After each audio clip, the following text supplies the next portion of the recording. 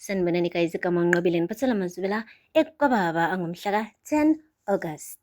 Hayibo, nanguDumisani guys, ehlaba phansi ngedolo lapha emsamo eyokhuluma nabantu bakaMkhize phela mayelana nozwelakhe. Sho kahle ukuthi hey, sesalivumela ivezandlebe uba lisihole la kaMkhize kaGcwabe. Uyazi ngithi angizoxolisa la kunina boGcwabe ngokuthi sivumele ivezandlebe lisihole. Uyazi uMambokazi ukhohlakele. Yazi ngiyaxolisa mfowethu Khetho wakhe ukuthi sonke lesi sikhathi uqambela amanga lo mfazi wathi le ngane eyakho kanti akusiyona yakho. Uyazi ngiyasho bengamfuni kangaka mina uzwelakhe. Iy'nkaba zithi ayidonselani ngoba kusiyena kaMkhize. Kodwa ngakhathazeke ngizonza isiqiniseko sokuthi-ke ngiyilungisa yonke lento. Okay? Ngiyangizwa bokhabazela. Hayi bo guys, Dumisani. Hayi akupheli-ke lapho. NoMambokazi uhambile-ke waya le emalibeni akaMkhize-ke nakhona wafika wakhuluma noKhetho wakhe. Wakhala elibeni likaKhetho wakhe ethi kodwa Khetho wangithembisa Khetho ukuthi uzoma nami kule ndlela.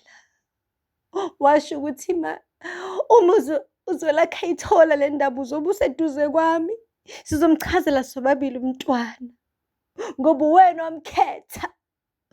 Uwena washo ukuthi uyamfuna abe indodana yakho. Namhlanje ungilahlile ngingedwa kule ndaba ngiyibheke ngedwa. Ngiyacela ukuthi ufike kuyena uzwelakhe noma ngephupho umkhombisa ukuthi akayedwa usanaye. Hayibo. Kushuthi kahle kahle uKhetho wakhe wayazi ukuthi uzwelakhe akusiyona indodana yakhe. Uyena owayikhethela ukuba sempilweni yakhe. Uyena owayikhethela ukuthi-ke amshade uMambokazi ngisho azi kahle ukuthi ingane le ayithwele esiswini akusiyona yakhe. But then abanye abazi kanjalo ngoba phela ezababili abathandanayo guys, hayi ziyimfihlo ezabo bobabili ayihambe etshelwa wonke umuntu. Nangoku uDumisani uthi nxa Khetho mfowethu ukuthi bakuqambela amanga, cha uKhetho akaqanjelwanga amanga wayazi. Ukona nje ukuthi le ndaba ithe isiphuma wayengasekho emhlabeni. Guys, akupheli-ke lapho. Shuthi-ke namhlanje uzwelakhe uhambile-ke waya emsebenzini-ke eMkhize Logistics njengenjwayelo. Ayike uDumisani-ke wabona ukuthi kungcono ukuthi aye kuyena enkampanini impela embuka nje. Hayi into eningi ambone lo mfana sonke lesi sikhathi akade emthwesa idombolo guys. Ekugcineni asethola ukuthi akusiyena kaMkhize. Uthe mayefika nje wathi ayi wena omkhulu ngithi angize la nje ngizoshawa umoya wasekhaya kaMkhize. Hayibo. Dumisani uyadelela. Wakhuza indodana wakhe uNhlanhla wathi babo bekwa yini lana. Wathi kona ngiyazi ukuthi lo mkhulu uzwelakhe guys lo mkhulu wangixosha wathi angihambe la ekhaya. Ngingabe ngisasebenza la ekhaya kodwa-ke ngithi ngabe icala yini no. Mekuwukuthi nje ngizoshawa umoya nje wasekhaya nami kaMkhize. Uzwelakhe wathi bengicela bandla ukuthi usihambele. Wathi kulungile wena omkhulu, awu wena omkhulu. Imagine uzwelakhe akasenalo igama manje sekuyilo mkhulu.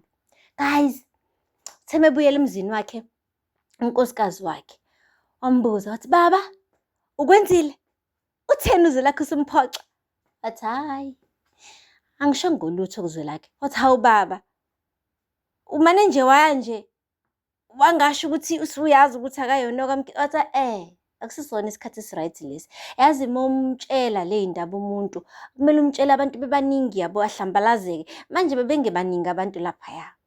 Ngifuna kahle kahle ukuthi lo mfana mase ngimphoxa kubuka ibandla lonke.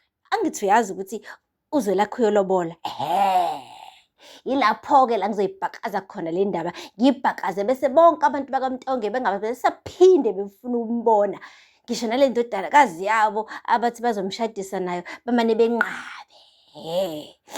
Wajabula unkosikazi wakhe-ke wathi yebo baba qinisile impela. Wathi nazo-ke ngifuna yena uzwelakhe naloma wakho Mambokazi hayi bebhocobale ngalolo suku ngibaqede ngibathi nya.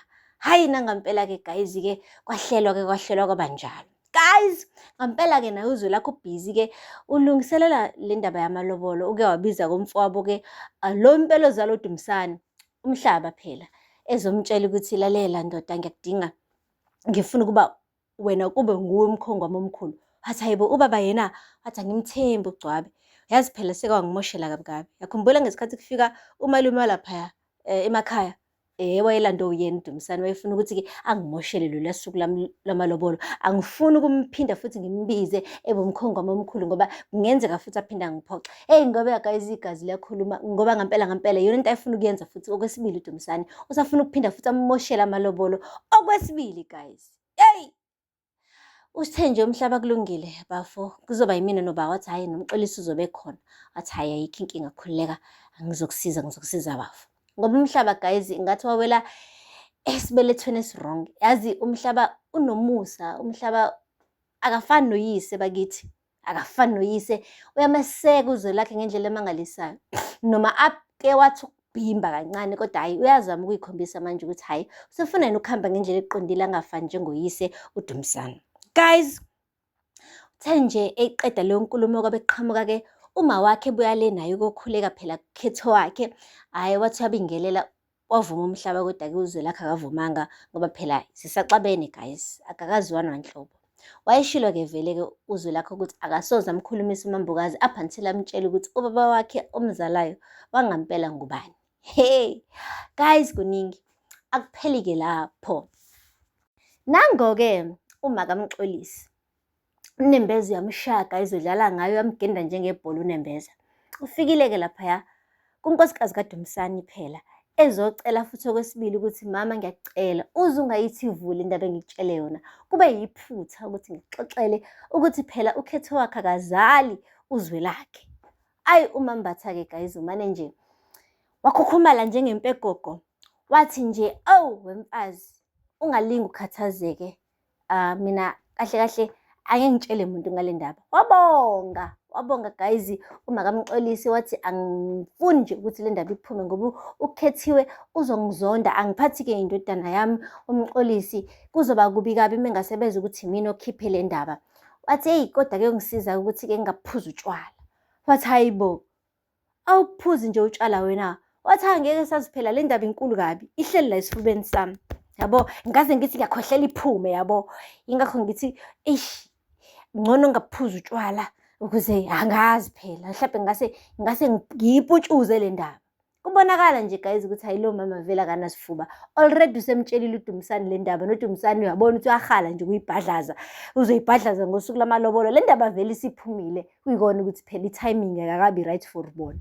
So nje guys, nje noma kaMxolisi akakhuleke nje ukuthi indodana yakhe ingamdisown, nokuthi-ke umakoti wakwakhe nje angaphinde amgxoshe lapha emzini wakhe, ethi akahambe phindele emumva eyohlala kowakhe umuzi, ngoba phela ngeke bakwazi ukuhlala nomuntu okhipha iy'mfihlo zasemndenini ayise kubantu ngaphandle. Guys, kusazoshuba-ke.